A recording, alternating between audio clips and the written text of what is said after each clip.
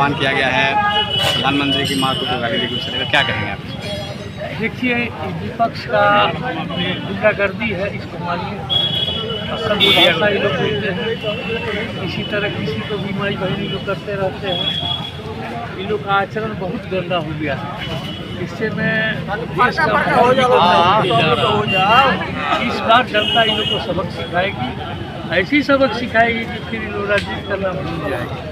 रोटी चोर यूपी छोड़, रोटी चोर यूपी छोड़, भारत माता की जय, भारत माता की जय, वंदे मातरम, वंदे मातरम, नरेंद्र मोदी जिंदाबाद, जिंदाबाद जिंदाबाद, नीतीश कुमार जिंदाबाद, जिंदाबाद जिंदाबाद, सीताराम मांझी जिंदाबाद, जिंदाबाद जिंदाबाद, चिराग पासवान जिंदाबाद, जिंदाबाद जिंदाबाद, वीर धूमल जिंदाबाद, जिंदाबाद जिंदाबाद, जिंदाबाद जिंदाबाद। बिहार के दरभंगा में ये वोटर अधिकार यात्रा कर रहे थे एक परिवारवाद के प्रखर पुरोधा राहुल गांधी, जिनके परिवार के उनकी दादी जो थी, जब उन्होंने राजनीति किया था, जब वो प्रधानमंत्री थी, तो भारत में उन्होंने बहुत बड़ा काम किया था इमरजेंसी लगा करके। उनके पोता जो परिवारवाद के सबसे बड़े पुरोधा हैं, उनका दरभंगा में एक रैली था। और आप समझ सकते हैं कि विपक्ष के नेता की अगर रैली हो रही है तो उनके मंच पर कोई आम आदमी तो चढ़ेगा नहीं। उस रैली में चढ़ करके उन लोगों ने प्रायोजित तरीके से भारत के प्रधानमंत्री के स्वर्गीय मां को गाली दिलवाने का काम किया। किसी की भी मां हो, अगर उसे कोई गाली देता है तो भारत की जो अस्मिता है वो बर्दाश्त नहीं करेगी। हमारे वेद पुराणों में वर्णित है कि महिलाएं देवी के समान होती हैं, हम देवियों की पूजा भी करते हैं, और वैसी स्थिति में यदि कोई माँ बहन को गाली देता है, इससे घिनौना व्यक्ति हो ही नहीं सकता। काला दिन राजनीति के ना हो सकेला, ऐसे हमने के शांतिपूर्वक हमने के बंद करे के आह्वान एकमा में कैले बनी सन। पूरा बिहार बंद बाज हमने के शांतिपूर्वक बंदी कर रहल बनी सन। महागठबंधन पर परिवार के जो है चारा चोर लोग बा, वो लोग के बुझाते नहीं है क्या करे के बा। देखी तेजस्वी जी के रुआ देखलो कि 2 दिन पहले मरीन ड्राइव पर नाचत रहे हैं। काफी चर्चा मरीन ड्राइव हमने के एनडीए सरकार के बनावल रोड हो, ऊपर नाच रहल बड़े, उनकर राघोपुर विधानसभा डूब रहल बा, वही जा बगल में नाच रहल बड़े।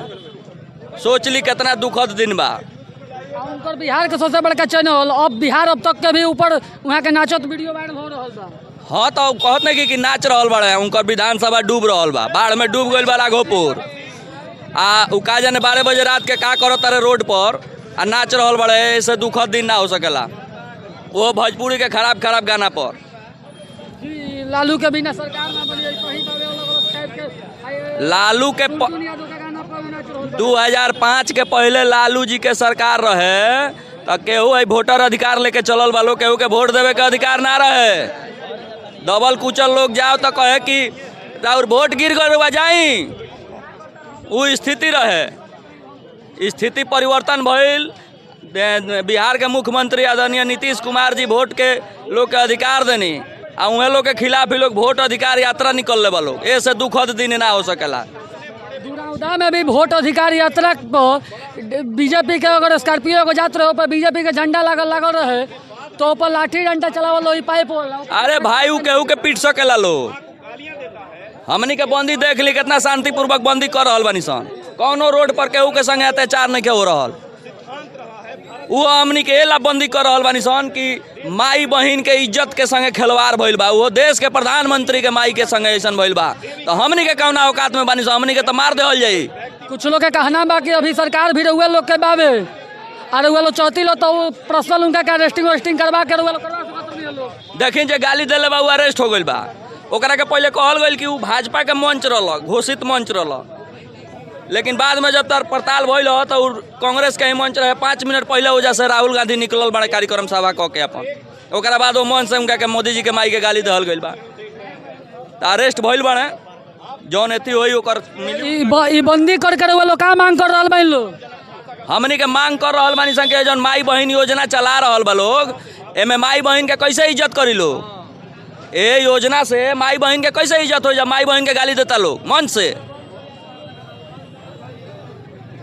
हमनी के अपना एक माँ के जनता से कहम सन कि माई बहन के सम्मान तबे रही जब यहाँ एनडीए के सरकार रही, आ ना तो लोग आई लोग मन से गरियावता लोग, ओकर बाद पीटी लोग, आ 2005 के पहले वाला दिन हो जाए यहाँ कि कहाँ से देंगे लोग? 20,000 रुपया प्रत्येक व्यक्ति को, हर घर को ही देना है तो कहाँ से देंगे? मोदी जी 2,000 रुपया प्रति 4 महीना पर कहाँ से देते हैं? 2,000 रुपया किसान को देना है, वो भी कितनी बार? साल में 3 बार देना है। आपको पता होना चाहिए कि नीतीश कुमार जी 10,000 रुपया महिलाओं के खाता में डाल रहे हैं, इस पे क्या किस लिए दिया जा रहा है? महिलाओं को किस कार्य के लिए दिया जा रहा है? हर किसी महिला को दिया जा रहा है अपना अपना काम करने के लिए, कि कोई काम करे और अपना जीविका चलाए, महिलाओं को सशक्त बनाने के लिए, कि महिला अपना कोई कार्य शुरू करे और घर में बैठी ना रहे, अपने घर में ही कोई काम को करे जिससे उनका जीवन यापन अच्छे से हो सके। इसीलिए दुनिया में भी नहीं है, खुले मंच से गाली दिया गया, उसके सम्मान में पूरा पंथ का आह्वान किया गया है और राजद को एक तरह से, और जो दल की मीटिंग थी वो स्पष्ट चेतावनी है कि इस तरह के शब्दों का भाषा किया गया तो बिहार की जनता कभी माफ नहीं करेगी, आने वाले चुनाव में पूरी तरह से सबक सिखाएगी।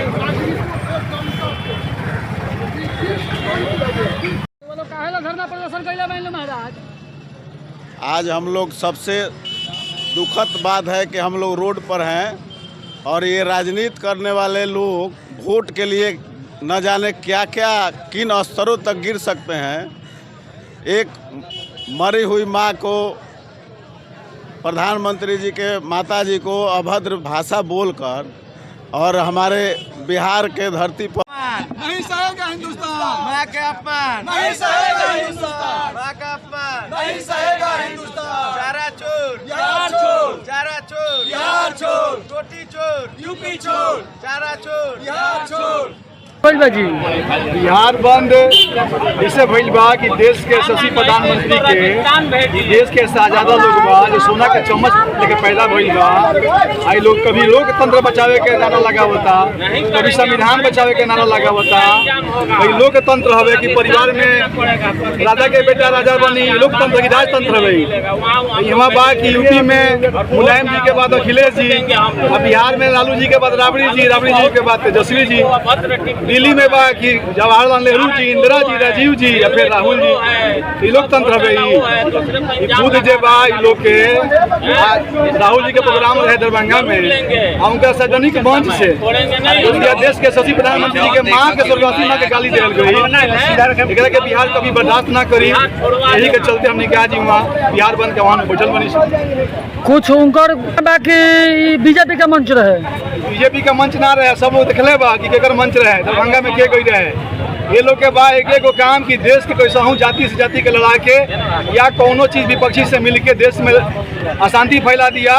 देश के जन जब बांग्लादेश के हाल भइल, जन पाकिस्तान जन कगार पर पहुँच गई बा, जन श्रीलंका पहुँच गई बा, वही तरह से देश के जन स्थिरता पैदा कर दिल जाओ आ लोग में शंका भर दिल जाओ ताकि यहाँ देश में यहाँ टूट हो जाओ। ये लोग मुद्दा बा कि जैसे भी होके गति पर निकाल जाओ। अभी फिलहाल में तेजस्वी जी का मरीन ड्राइव पे वो वीडियो वायरल होता नाच हो। अब बिहार का सबसे बड़ा चैनल बिहार अब तक में भी वहाँ के मंच बनो चले बनी, कुछ लोग अच्छा कहता कुछ लोग बुरा कहता है, पता टिप्पणी में रहो। बिहार के दुर्भाग्य बा यहाँ के जनता के समझ में नहीं किया हो। आज वो लोग जाति के भी नहीं खे, वो लोग अपना जात के भी नहीं खेलो, वो लोग अगर सिर्फ बात अपना परिवार के बा।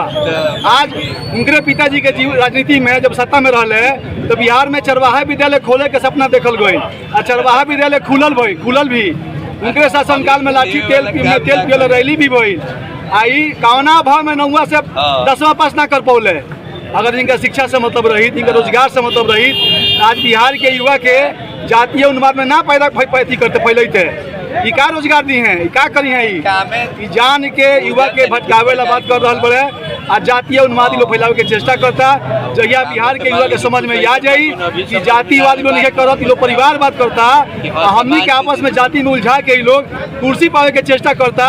आज जब लोग कुर्सी पा जाए लोग तो उसे जाति के कोनो फायदा ना हुई। जाति के वहाँ काम पड़ेला जहाँ बेटी बहन के बियाह कल जाला, जाति के काम वोट देवे खातिर नहीं खे मतदाता अच्छा से अपन वोट नहीं है तो बिहार आगे तरक्की करी, लोग रोजगार भी मिली।